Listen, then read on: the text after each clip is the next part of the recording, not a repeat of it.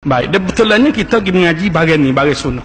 Amo mikir dekat 2 tahun. 2 tahun mikir lagu man. Aku nak duduk lepas nak jadi aktivis pah ke ataupun kita berasa nak beki benda hok kita nampak walaupun minat ke pah tapi bidah ni jadi amalan hok ya orang panggil nasi makan min. Tu amo duk mikir sama. Atau kalau aku sebut gua ni orang tak sokong aku soh dan marah demo. Kalau aku duduk dalam lepas tak sebut hon ni dia rasa berdosa juga.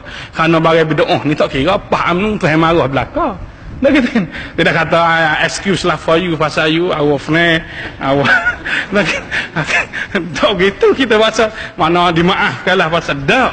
Barang bidah ni Nabi supoh suhkan innaka la tadri annahum badalu ba'daka. Nabi sebut masa dia duduk di telaga Kausar ni, apabila ada satu gelongan hok mari nak minum air, tiba-tiba dihambat oleh malaikat untuk daripada minum air.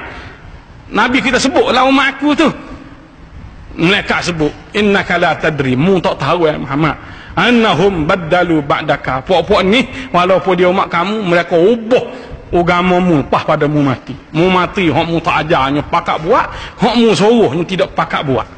Dah gitu kan, hok yang diajar tak pakak tak buat, hok yang tidak diajarnya pakak buat. Fikir mari tu ambo buat putus saya muktamad, biarlah ambo duduk buka sekolah tu di Darul Quran tu mengaji, dan ambonya berada start pada hari tu, biarlah aku tak ada pengikut apa aku nak mengajar, biarlah orang berasa pelik sekalipun, kerana aku berasa yakin dengan hok kita sebut ni walaupun pelik kerana dia berdasarkan kepada Quran dan juga berdasar pada hari Nabi kita Muhammad sallallahu alaihi wasallam.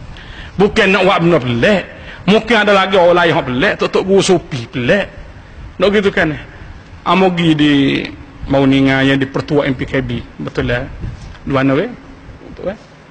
Di Lahkotu mau cek gua rahim tu. Gapo situ?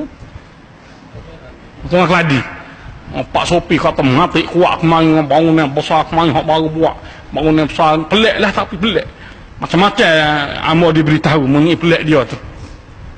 Jadi kita bukan nak buat benda pelik. Bukan nak tidak kata nak benda pelik. Kerana ada orang dia buat benda pelik ni pasal nak susah. Orang Arab ada sebut khalif tu'raf.